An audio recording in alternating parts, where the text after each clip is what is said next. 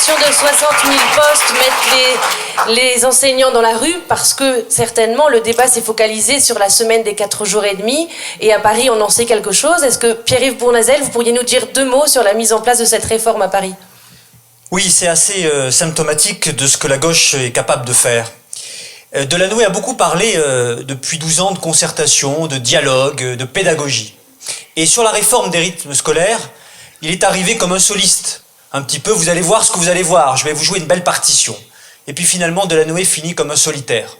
C'est-à-dire alors que la maire de Lille, le maire de Lyon, socialiste, le maire de Bordeaux, le maire de Marseille, UMP, ne mettent pas en place la réforme des rythmes scolaires parce qu'on voit bien que l'intérêt général est en cause, que nous ne sommes pas prêts dans les villes pour des questions toutes simples, de locaux, d'organisation, de moyens humains, de réflexion sur le temps périscolaire. Eh bien, Delanoë dit quoi? Il dit, moi je fais de la politique politicienne. Il dit, moi, voyez comme je suis zélé, voyez comme je suis un bon élève, voyez comme je ferai l'année prochaine un bon ministre. Eh bien, ça se fait là au détriment de l'intérêt général, au détriment de l'intérêt de l'enfant, au détriment d'une véritable réforme à Paris. Je vais vous donner juste 2 arguments pour vous dire que cette réforme des rythmes scolaires à Paris n'est pas possible en 2013. Elle n'est pas possible d'abord parce que nous ne sommes pas prêts. Nous ne sommes pas prêts sur les moyens budgétaires.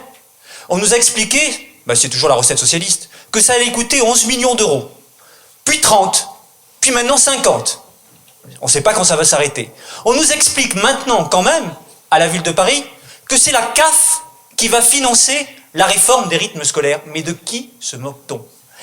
Je pense que la CAF a autre chose à faire, et au moment où le gouvernement socialiste veut détricoter les allocations familiales et taper sur les familles, je crois que là aussi, on a un sujet d'opposition frontale.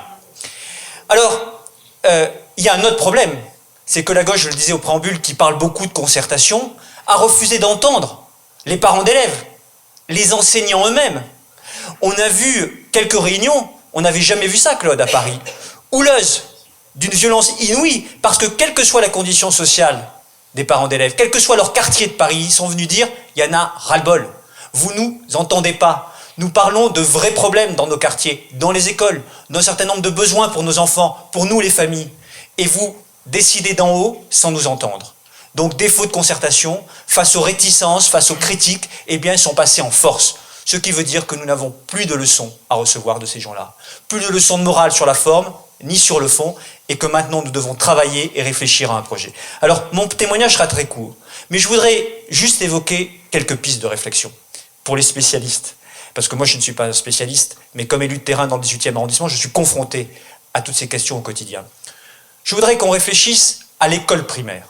L'école primaire, pour moi, et je le vois dans les quartiers difficiles, si on veut permettre à tous les enfants de s'en sortir, il faut l'acquisition des fondamentaux. Savoir lire, écrire et compter me paraît la base. Sortir du cours moyen 2e année avec ses fondamentaux plutôt que passer du temps à autre chose. Si dans les quartiers les plus difficiles, quand on est issu de familles parfois qui ont plus de difficultés à transmettre un certain savoir, eh bien si l'école ne permet pas l'acquisition de ses fondamentaux, on sait qu'un enfant qui n'a pas ses fondamentaux rentrant en 6e va être un enfant perdu. Remettre au cœur de l'école les fondamentaux plutôt que d'arrêter de faire des réformes. Choisir le qualitatif sur le quantitatif. Voilà ce que pourrait être un discours de droite. Et puis je voudrais aussi évoquer comme autre sujet de remettre peut-être un peu de morale à l'école. C'est-à-dire de dire qu'à l'école on est aussi là pour transmettre un certain nombre de valeurs. On a parlé du dogmatisme de la gauche sur un certain nombre de sujets. Il faut en finir avec ça. Il faut apprendre à vivre ensemble. Or l'école a aussi, les familles bien sûr, mais l'école a aussi un rôle à jouer. Et ça, nous devons porter aussi cette idée-là, qu'à l'école, il y a une différence entre celui qui transmet le savoir et celui qui le reçoit. Or, mai 68 a cassé l'estrade et la différence entre l'enseignant et les élèves. Il faut réexpliquer que l'école, c'est d'abord quelqu'un qui a le savoir et qui le transmet aux enfants, qu'ils soient dans l'enseignement primaire ou secondaire. Voilà un discours qu'il faut tenir. Et puis enfin, je dirais une dernière chose, c'est qu'il faut cesser d'opposer le public au privé. Dans les quartiers populaires, contrairement à ce qu'on croit, on a besoin aussi d'enseignement privé. On a besoin d'un enseignement libre. Et partout où on a des projets, certaines ne me mentiront pas autour de cette table, eh bien la gauche les casse parce que par idéologie, elle veut imposer son propre système. Moi, je crois à l'enseignement public. Je suis un laïc. Mais quand on veut faire garder ses enfants dans d'autres enseignements, Eh bien moi je suis pour diversifier cette offre parce que cette offre est aussi une chance. Enfin, je conclurai sur 2 mots qui me semblent importants dans la réforme de l'école, sur laquelle nous devons travailler pour être prêts, comme l'a dit Guillaume en 2017, à faire de vraies réformes courageuses au niveau de l'éducation nationale en 2017 et d'avoir le courage d'aller jusqu'au bout. C'est le mot liberté et le mot responsabilité. Ce sont les 2 mots essentiels pour faire une réforme durable de l'école sans avoir peur des corporatismes, sans avoir peur des leçons de la gauche. L'école n'appartient à personne, certainement pas à la gauche. Merci beaucoup Pierre-Yves Bournazel.